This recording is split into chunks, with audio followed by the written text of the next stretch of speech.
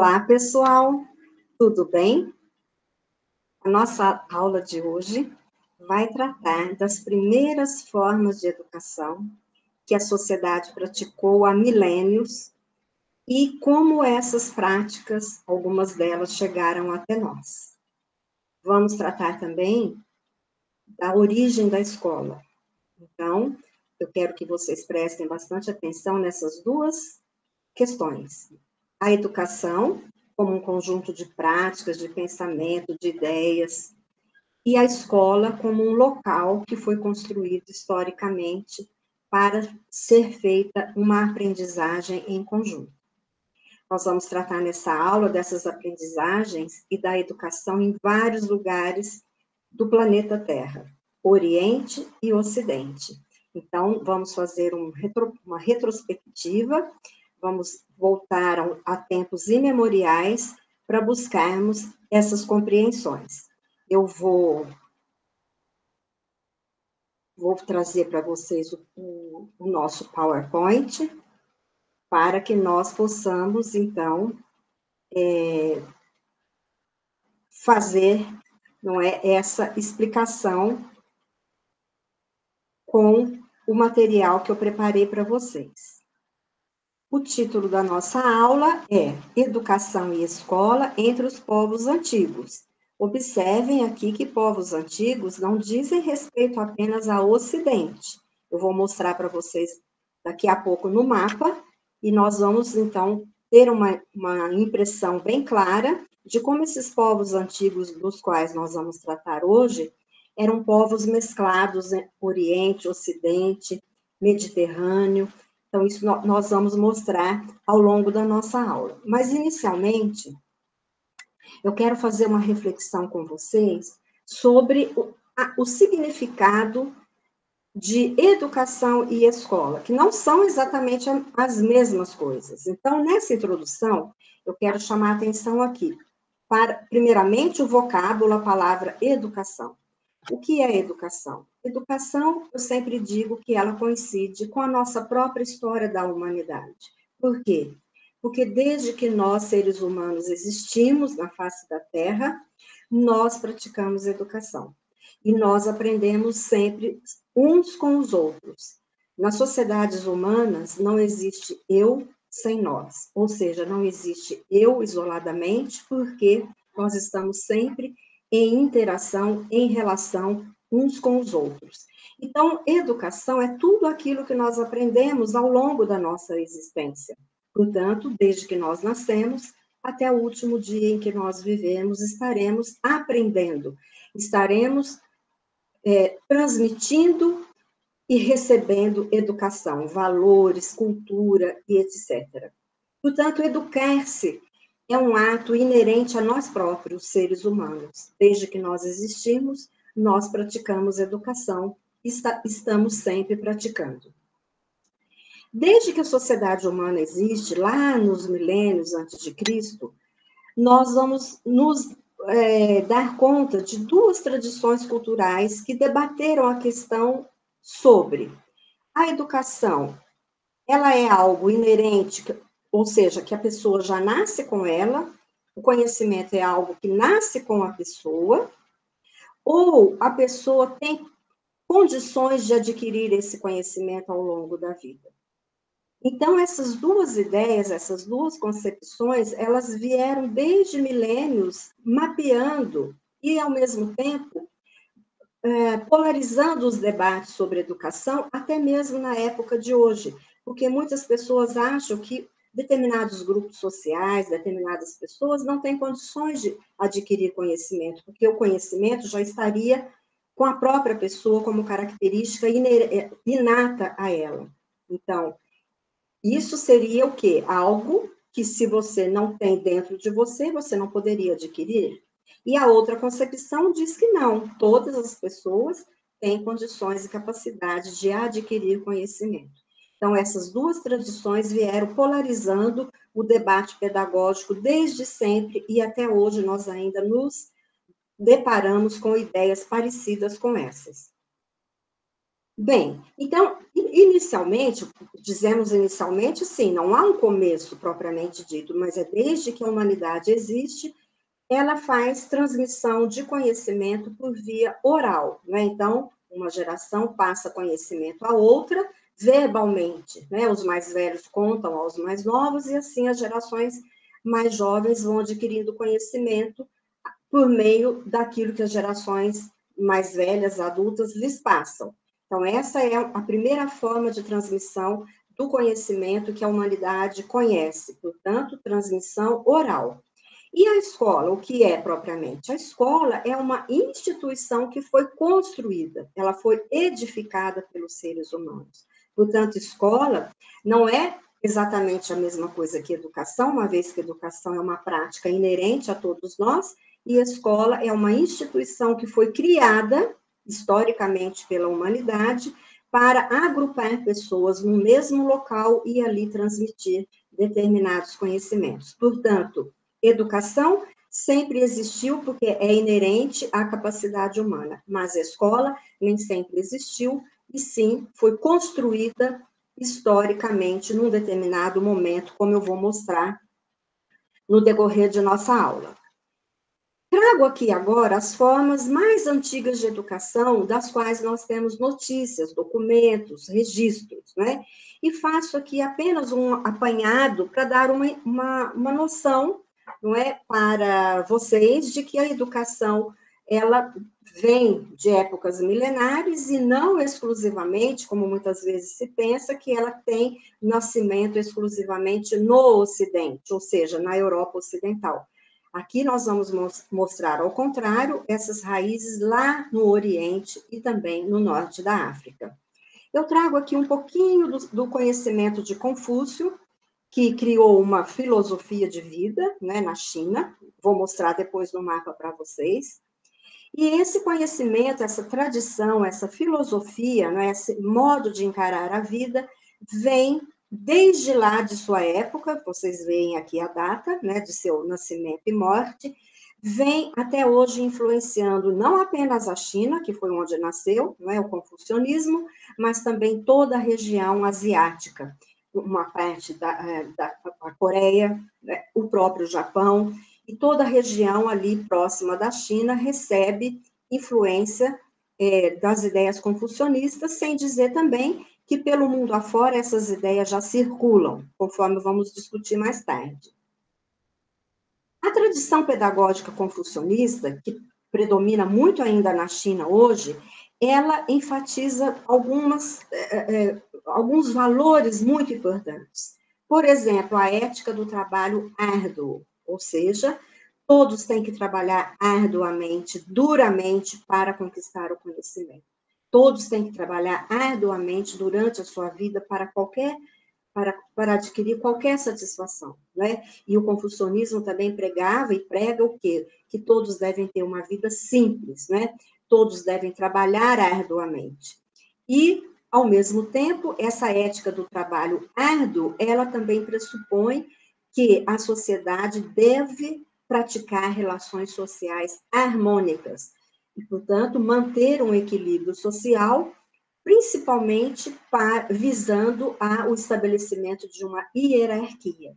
Notem que até hoje na China, nós estamos no século XXI, e algumas dessas características são muito marcantes, né? Uma sociedade, vamos dizer assim, que se move muito devagar nos termos vamos dizer assim, de modos, né, de comportamento, e que preserva tradições milenares. Então, essa questão de manter uma ordem social hierárquica é também uma das bases que hoje ainda mantém e sustenta o próprio regime político chinês que vigora hoje. Da China, vamos falar um pouquinho da Índia, né, com o budismo. O budismo, né, através de seu grande criador, que ficou conhecido como Buda, muito próximo da época de Confúcio, ele tem uma característica interessante que é o quê? Ignorou, descartou as tradições hindus, as castas, né? Aquele sistema que predominava na Índia milenarmente, de manutenção de castas, né? De direitos, de determinadas práticas exclusivas apenas de uma casta e não, vamos dizer, não como direito de toda a sociedade. Então, o budismo descarta essa visão hierárquica, vamos dizer assim, e essa divisão entre castas, e desenvolve um pensamento humanista e com base no reconhecimento das classes populares, né, no seu direito de ter uma vida harmônica e também na aquisição de conhecimentos, e essa visão humanista de mundo, que descartou aquela visão hierárquica de castas, ela passou a influenciar toda a tradição cultural, né, e educacional, tanto no Oriente, como no caso da Índia, onde nasceu, como também no Ocidente. Tanto é que hoje nós, nos países ocidentais, e mesmo no Brasil, que é um país ocidental, né, de matriz ocidental, nós temos grupos de pessoas que praticam, né, e que acreditam no budismo. Então, esses são sistemas que também mantiveram educação fortemente baseada nesses princípios. Passo agora um pouco a falar do norte da África, trazendo aqui o Egito Antigo, né? Com as suas formas milenares de educação que grandemente influenciaram os gregos, né? Dos quais falaremos daqui a pouco. A educação no Egito Antigo, ela se baseava tanto na educação física, né? Com finalidades militares, ou seja, guerreiras, como também na escrita, na aritmética e na aprendizagem de ofícios. Desde esse período no Egito Antigo, milênios antes de Cristo, o aprender um ofício significava o quê? Observar e copiar. Portanto, essa é uma prática de aprendizagem que está na raiz da educação de todos os povos e que muitas vezes ainda se mantém. Né? Porém, naquela época, era exclusivamente dessa forma que se aprendia um ofício, ou seja, olhando e imitando, né? Aquilo que outras pessoas faziam a fim de adquirir um ofício, um trabalho. E um outro traço importante da educação no Egito, que eu destaco aqui, é o valor que os egípcios deram ao ofício de escriba, ou seja, de registrar acontecimentos, fatos, pela forma escrita. Porque, segundo vigorava na época, de todos os ofícios aos quais os escravos, né, as camadas populares eram obrigadas a desempenhar, o de escriba era o menos pesado de todos eles. Então, nós temos vários papiros que mostram faraós e pessoas das altas castas, né, do Egito Antigo, dizendo, por exemplo, essa frase que eu trago aqui: "Se escriba, esse ofício salva da fadiga". Ou seja, aqui é um papiro que mostra, que registra um pai dizendo a seu filho: "Meu filho, seja um escriba, porque esse trabalho é muito menos penoso do que outros que vão deformar o seu corpo e vão tornar você uma pessoa cansada fisicamente". Então, o escriba, aquele que registrava, né, os fatos históricos e políticos, ele passa a ter uma importância muito grande no Egito Antigo e vem daí, portanto, essa importância, né, desses registros e dessa profissão. E agora fecho essa lâmina falando um pouquinho dos hebreus, não é? Os hebreus, né, como chamamos hoje os judeus, que foram base, um povo da Palestina antiga, que foram base para duas grandes religiões, né, que até hoje se mantêm como as principais, né, religiões monoteístas, que foram o próprio judaísmo, portanto, uma religião deles, né, do povo hebreu, e, posteriormente, o cristianismo, que se tornou uma religião, digamos, internacional, mundial, que, portanto, escapou dos controles da fronteira da Palestina. Então, os hebreus, eles são fonte dessas duas grandes religiões, né? O próprio judaísmo, e do judaísmo, a partir das reformas que Jesus Cristo e seus apóstolos pregaram, nasceu o cristianismo. Então, ali nós temos essa fonte das duas religiões. A educação judaica, ela se baseava em quê? No estudo e na memorização dos textos sagrados, né? E também da língua sagrada, o aramaico. Então, isso era muito importante na sua transmissão de conhecimentos e das gerações mais velhas para as mais novas. E ela, ao mesmo tempo, orientava tanto para a palavra, portanto, falar, né, o recitar os poemas, reproduzir aquelas palavras sagradas, quanto também para os costumes. E uma outra característica da educação judaica, que acontecia nas sinagogas, né, portanto, nas igrejas, chamamos igrejas, mas o nome é correto, sinagogas, aonde se praticavam os cultos judaicos. E nessas sinagogas, uma outra característica da educação é a grande importância que se dava aos mestres. Então, os mestres, na tradição judaica, eram pessoas altamente veneradas, né, amadas e seguidas. Bem, agora vamos falar um pouquinho sobre os gregos e a sua grande importância para a educação, uma vez que foram eles, né, ficou convencionado considerá-los como os fundadores da escola, da ideia de escola que chegou até nós, a escola da escrita. Então, entre os antigos gregos, 5.000 anos antes de Cristo, 6.000 anos, enfim, educação sempre foi compreendida por eles como um desenvolvimento físico, portanto, ginástica, né, exercícios físicos para revigorar o corpo, fortalecer o corpo, porque eles praticavam muito a guerra, não é?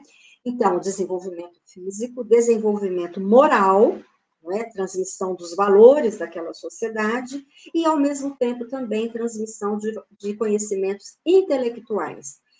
Esse conjunto de atividades educativas ficou conhecido como, na época, né, da Grécia, que passou até nós, como uma concepção completa de educação, uma concepção omnilateral, né, que prevê, pelo menos em teoria, o desenvolvimento integral do ser humano, físico, moral e intelectual. E esse desenvolvimento, né, que nós vamos ter desde milênios, como eu disse, inicialmente, como em todas as sociedades, daquelas que eu citei anteriormente, inclusive, ela era praticada pela transmissão oral. No caso da Grécia, pelos poemas, que se convencionou chamar poemas de Homero, mas que não se tem certeza absoluta se foram ou não escritos, né, por Homero. O fato é que ele passa de geração a geração e chega até nós como os poemas de Homero. E esses poemas traziam em si grandes ensinamentos, ensinamentos morais importantes daquela civilização, daquele povo, daquela sociedade grega. E no início, vamos dizer, dessas práticas pedagógicas que eu estou aqui destacando, como ela era transmitida oralmente, verbalmente, tinha grandíssima importância a música, portanto, as cantilenas, para fazer a memorização, né? Aquilo que nós chamamos hoje a decoreba, né? A memorização, tanto que a memorização era um valor muito importante entre os gregos. Tanto é verdade que quando a escola da escrita ela foi pensada, houve uma grande reação contra a escola da escrita, porque eles estavam há milênios habituados a adquirir conhecimento pela via oral e, portanto, sempre desenvolvendo a memória. E a escola da escrita foi vista por eles como um perigo de que as gerações jovens negligenciassem a memória. Isso nós vamos ver na escola de escrita. Aqui tem grande valor, portanto, a música, não é? E também a ginástica, da qual eu falei um pouquinho antes sobre o desenvolvimento físico, que era importante para o quê? Treinar, preparar os jovens para as constantes guerras que essas civilizações travavam umas com as outras, né? Ou umas contra as outras. Então, a ginástica, ela tinha essa característica e essa finalidade. A concepção completa de educação entre os gregos, que é a concepção mais elaborada que nós temos desses povos e que chegou até nós, ela previa 2 momentos na formação do cidadão. O cidadão na Grécia era aquela pessoa que era descendente daquela cidade grega, não podia ser de uma outra cidade, portanto, ele seria considerado estrangeiro, não é? Quem fosse de Atenas e estivesse em Esparta seria considerado estrangeiro lá, então não poderia.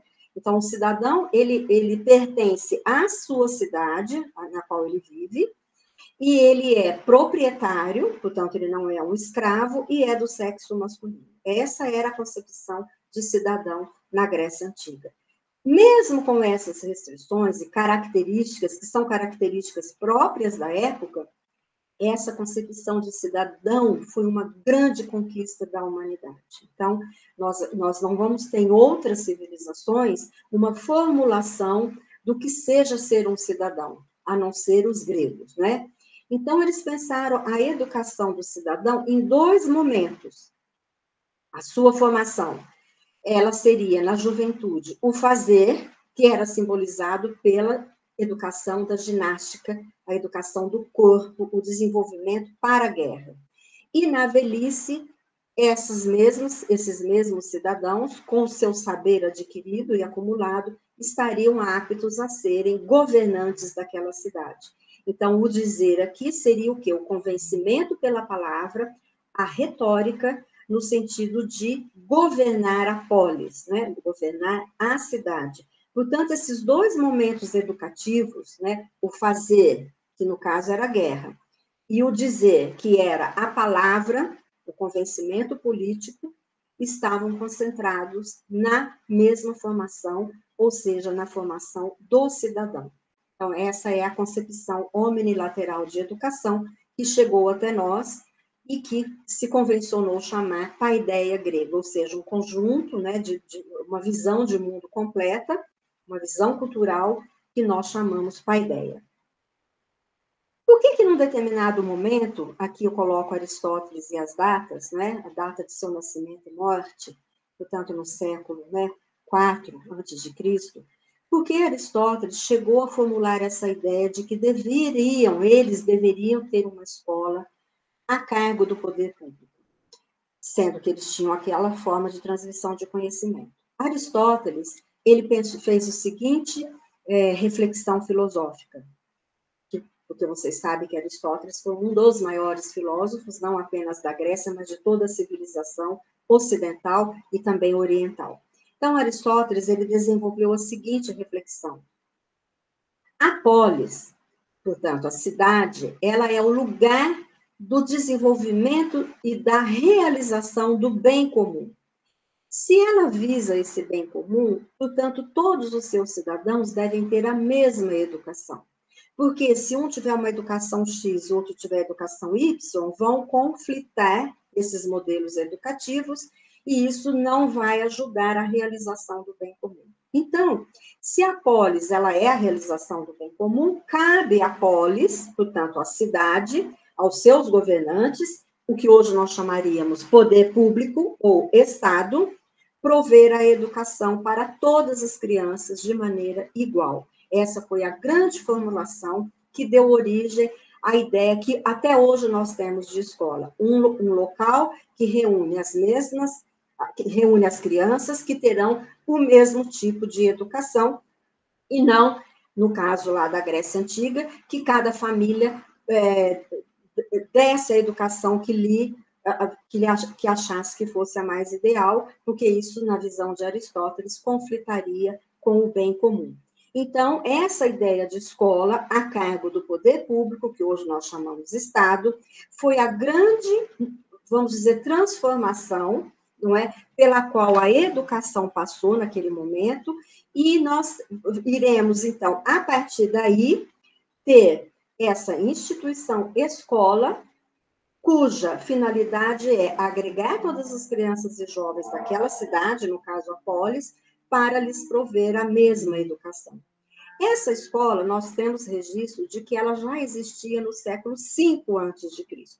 Eu vou ler para vocês um pequeno trecho no livro de Manacorda, História da Educação, em que ele vai transcrever trechos de batalhas, né, do historiador Heródoto, que não estava preocupado em registrar nada sobre educação, mas sim ele estava registrando episódios de guerra, não é? E ele registrou, vamos dizer assim, mesmo sem ter a intenção, ele acabou registrando a existência da escola naquele momento em que ele escrevia, e que era o século V a.C. Ele estava narrando uma batalha, e assim ele registrou, aspas, naquela mesma época, na cidade, antes da batalha naval, desastradamente perdida, qual foi uma guerra que eles perderam, sobre um grupo de crianças que aprendiam as letras, caiu o teto. E de 120 crianças, só se salvou uma criança. Então, Heródoto registrou isso no século V a.C., e essa é a prova que o historiador Manacorda, através desse registro de Heródoto, nos dá para que nós tenhamos certeza que no século V a.C. já existia escola naquela cidade em que Heródoto estava narrando, e que, portanto, provavelmente existiam em outras cidades. Então, nós vamos ter essa certeza da existência da instituição escola no século V a.C. Qual foi o valor dessa escola? Essa escola, ela passou a ensinar o beabá, a escrita, não é? Portanto, ela ficou sendo chamada Escola do Alfabeto. E ela foi a grande primeira revolução na história da educação. Por quê? Porque ela facilitou a transmissão de conhecimento. E aí, Platão, que era mestre de Aristóteles, ele não viu com bons olhos essa escola do alfabeto, porque ele disse, se essa escola ela predomina, né, então os jovens vão negligenciar a memória, e tudo aquilo que nós aprendemos pela transmissão oral dos nossos antepassados não terá mais valor e não terá mais registro. No entanto, essa escola do alfabeto, ela se, vamos dizer, institucionalizou, e mais do que isso, ela passa a ser uma conquista dos povos que vieram, invadiram a Grécia, a conquistaram e a incorporaram a um império que estava nascendo, que já estava em expansão, que foi o Império Romano. E, portanto, o Império Romano vai levar para as suas fronteiras, os seus territórios, essa ideia de uma escola de Estado e de uma escola do alfabeto. Portanto, a escola da escrita, ela facilitou a difusão do conhecimento, e ela é considerada uma grande primeira revolução na história da educação, parecida com essa revolução que nós estamos vivendo hoje, que é a revolução tecnológica, da qual falaremos ainda em muitas outras aulas. Muito bem. Agora vamos falar, então, da escola que os romanos incorporaram dos gregos, a escola greco-romana.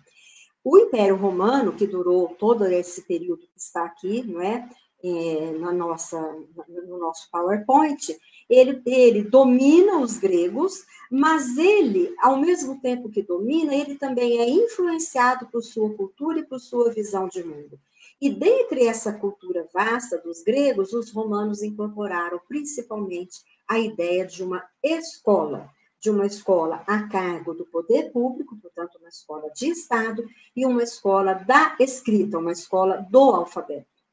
Vocês podem estar perguntando assim, mas a escrita já não existia antes? Sim, a escrita existia muito, muito tempo antes, mas ela não era uma habilidade transmitida pela escola.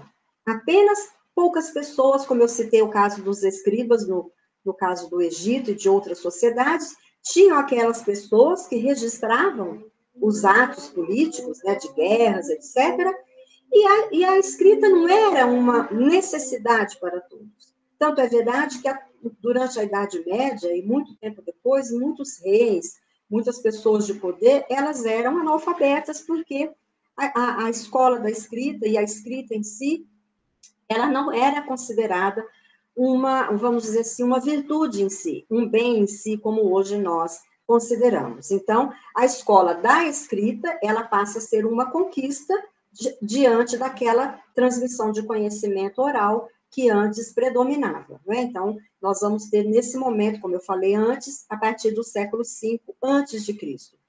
E os romanos incorporaram a mesma ideia de escola que os gregos praticavam, né, no seu território grego. Uma escola, portanto, com aquelas mesmas características do alfabeto, da escola da gramática, do beabá, E em Roma, essa escola se desenvolve e vai dar mais importância ao aspecto político da educação, como também muita importância, como já se dava na Grécia, à retórica, à filosofia. Tanto é verdade que os mestres de retórica eram os mais bem, vamos dizer assim, os mais bem pagos, né?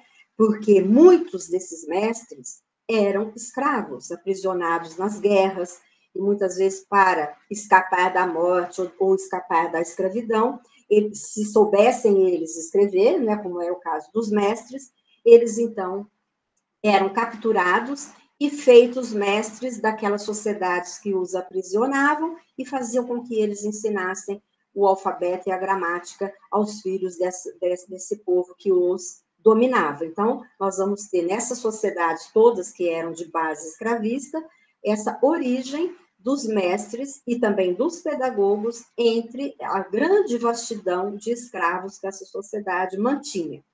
Bem, nessa sociedade, tanto na Grécia quanto em Roma, isso começou com Platão, houve uma distinção entre o que era digno e indigno de um cidadão praticar.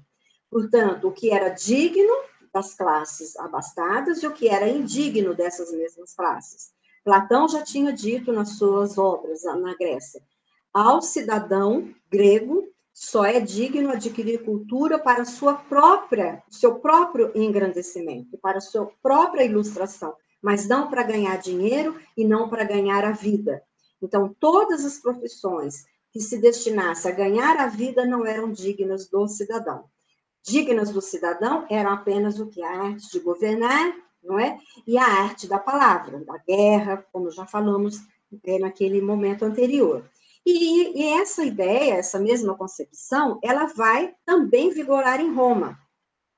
O filósofo Cícero, por exemplo, ele colocou claramente: um cidadão livre deve dedicar-se apenas a atividades culturais desinteressadas. Desinteressadas quer dizer que elas não são atividades para ganhar a vida, ou seja, próprias de um escravo, próprias de um mestre que estava escravizado, ou de um pedagogo que também era escravo, né?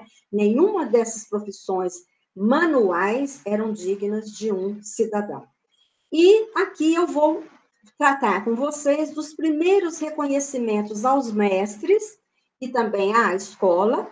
Isso nasce no Império Romano, por exemplo, no reinado de Augusto, que foi o primeiro grande imperador do Império Romano, no momento em que houve uma crise, né, de abastecimento, uma grande carestia, o imperador expulsou da cidade de Roma todos os estrangeiros, todos, vamos dizer, que não fossem considerados necessários naquele momento na cidade, e entre daquelas pessoas, né, das levas que foram expulsas, o imperador poupou duas categorias: médicos e mestres.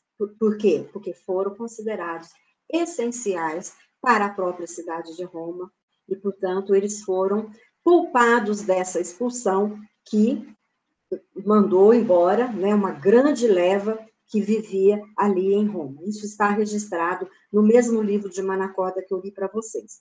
E agora, para fechar essa questão da escola greco-romana, portanto, a escola romana, mas de origem grega, eu vou ilustrar para vocês sobre os salários, os primeiros registros que nós temos da história sobre um salário pago a mestres, né? Quero aqui distinguir que o pedagogo, a sua origem, tanto na Grécia quanto em Roma, ela está ligada ao quê? Aquele trabalho que uma pessoa fazia na condição de escravo, de conduzir a criança até o local da aprendizagem. Mas o pedagogo ele é condutor, não o mestre propriamente dito. Por isso nós temos a figura do pedagogo e do mestre de gramática, mestre de aritmética, mestre da música, mestre da ginástica e assim por diante. Então, nesse documento que os romanos preservaram, eu vou ler para vocês rapidamente os salários que eram pagos às profissões existentes na época, no que diz respeito à educação. Então, por exemplo, a um orador ou sofista, portanto, aquele mestre que ensinasse a oratória, por cada discípulo, ele receberia 250 denários. Denários era o dinheiro de Roma naquela época. Ao gramático, por cada discípulo, também ele receberia 200 denários mensais.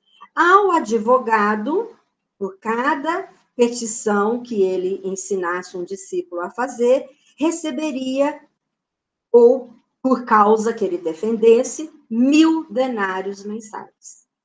Ao pedagogo, por cada criança que ele alfabetizasse, 50 denários mensais. Então, vejam vocês que a origem dessa discrepância, né, na valorização salarial dos mestres dos vários conhecimentos é uma questão antiga que tem raiz lá no Império Romano e em sociedades muito, muito antigas e que, infelizmente, chegou até nós e, no caso do Brasil, ainda vigora essa discrepância salarial entre um mestre, um professor que alfabetiza e, por exemplo, um professor pesquisador da universidade, como é o meu caso, por exemplo.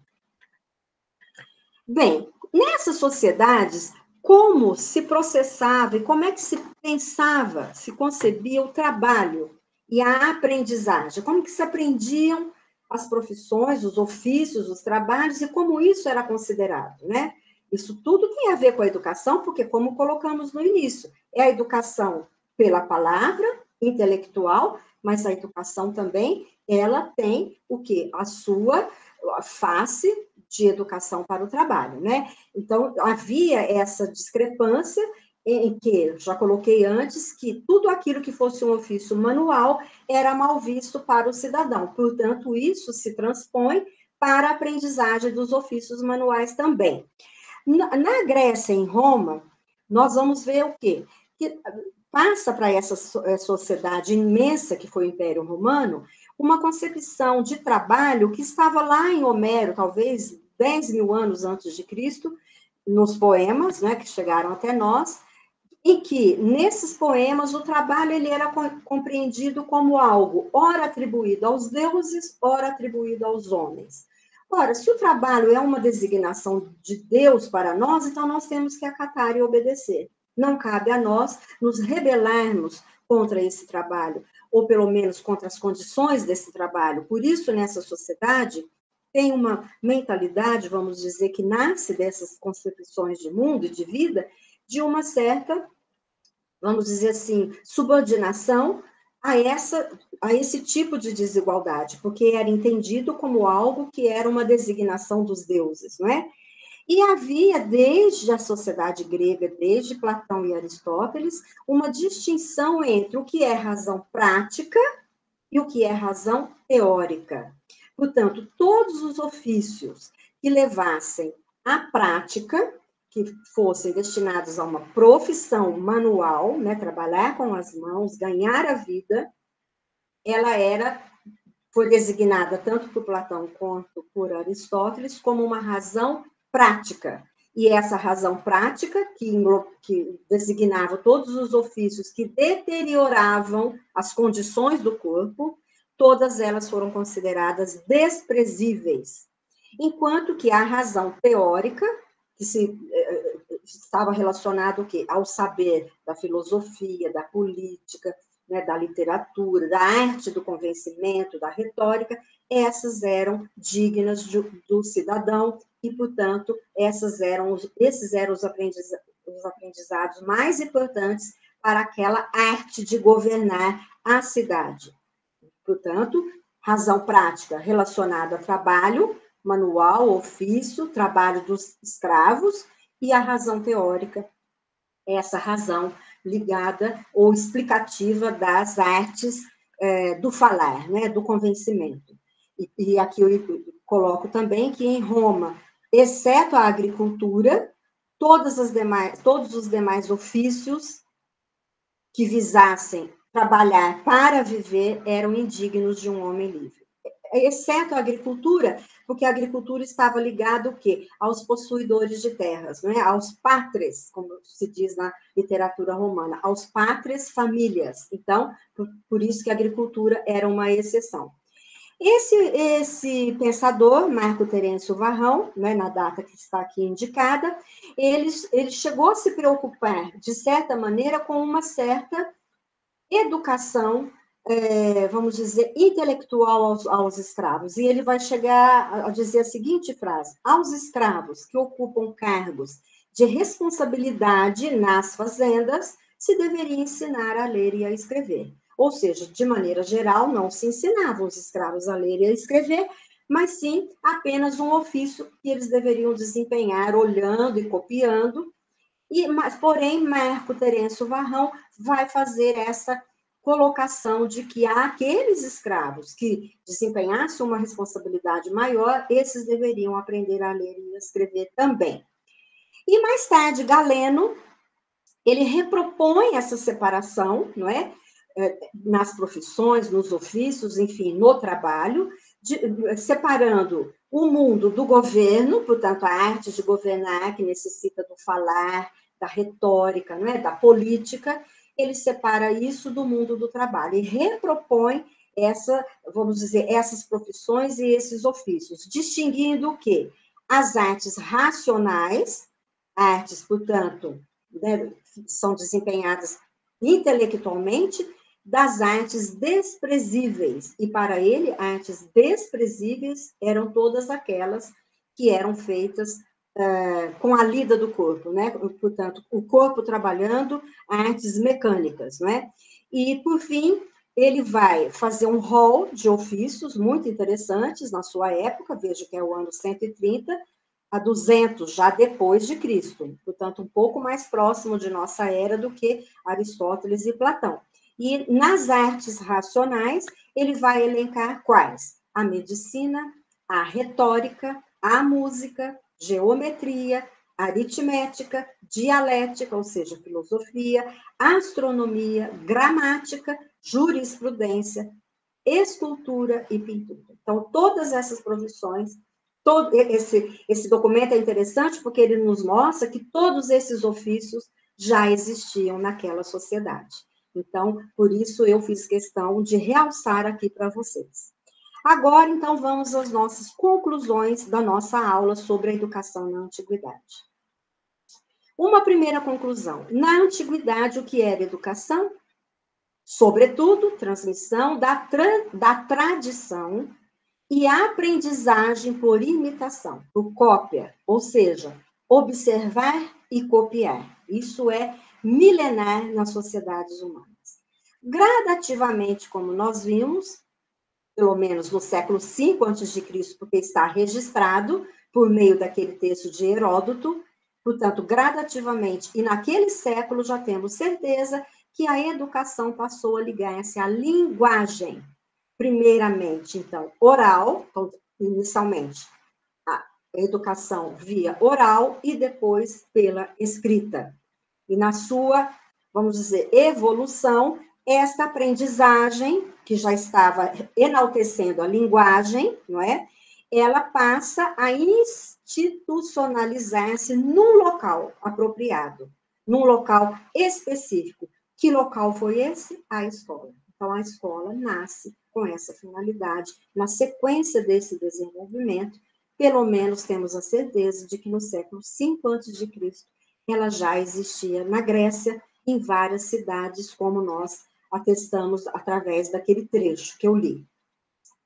A escola do alfabeto, que foi a escola criada pelos gregos, a escola com aquela finalidade de prover o bem comum, né, para a polis, ela foi, portanto, a escola do alfabeto, ela representou uma grande revolução cultural na história da humanidade. Por quê? Porque ela facilitou e, como dizemos hoje, democratizou o acesso ao conhecimento, na medida em que ele passou a ser escrito e divulgado a quem quisesse, ou pelo menos a quem pudesse lê-lo, né? Então, foi muito mais fácil difundir o conhecimento a partir da escola do alfabeto, que passou a registrar, né, pela escrita, do que acontecia antes, exclusivamente pela via oral. Outra conclusão, a cultura grega. Por que ela é tão importante nos estudos da história da educação na história da filosofia, na história da cultura. Porque os gregos, com a sua visão de mundo, eles propiciaram uma radical mudança, né, nessas concepções em direção a três coisas importantes das sociedades posteriores e que chegam até nós.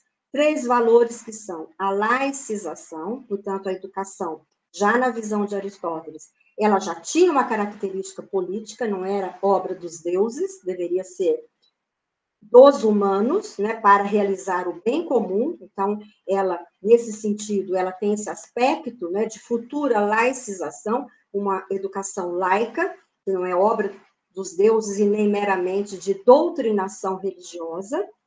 A racionalização, portanto, uma educação que parte de elementos racionais elaborados pela mente humana, isso que nós chamamos de racionalização, e também um terceiro valor, que é a universalização, ou seja, uma escola, uma educação que tem um destino, um objetivo de abarcar a todos da cidade, embora naquele momento, como já dissemos, abarcasse apenas os filhos dos cidadãos. Mesmo assim, foi um grande avanço na história da humanidade, né? Porque hoje cidadania para nós tem um sentido muito mais amplo do que na época, mas nós temos que pensar as sociedades nos seus contextos. Então, nesse contexto histórico, foi um grande avanço essa radical mudança, não é, de concepção.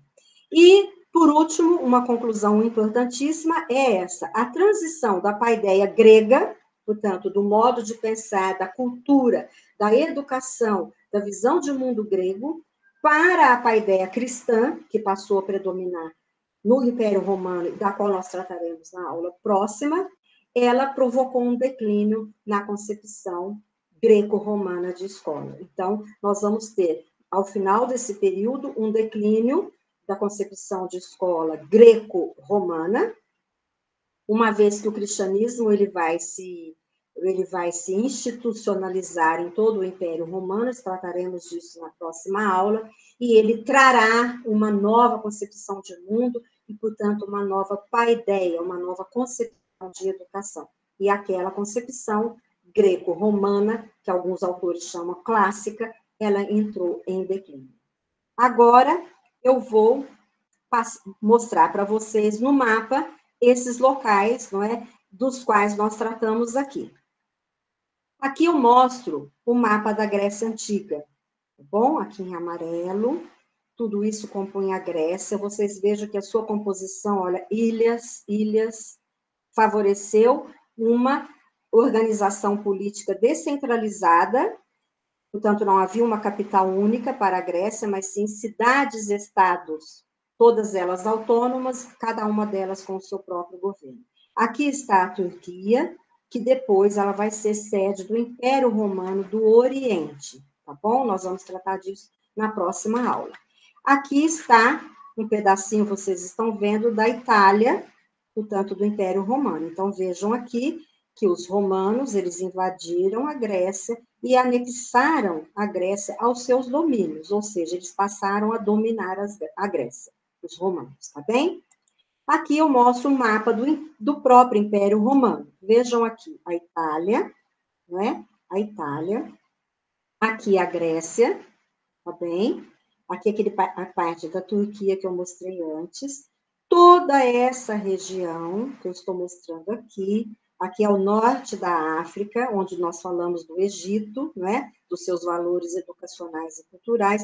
Todo esse norte da África, toda essa região da Europa Ocidental, aqui a Inglaterra, Espanha, Portugal, aqui a França, né, que seria depois França, Alemanha, tudo isso e mais aqui no Oriente, aqui nós temos já a parte da Ásia, tudo isso foi transformado em possessão romana. Portanto, o Império Romano dominou toda essa região e quando o cristianismo predominou no Império Romano, passou também a ser a religião de todas essas civilizações aqui.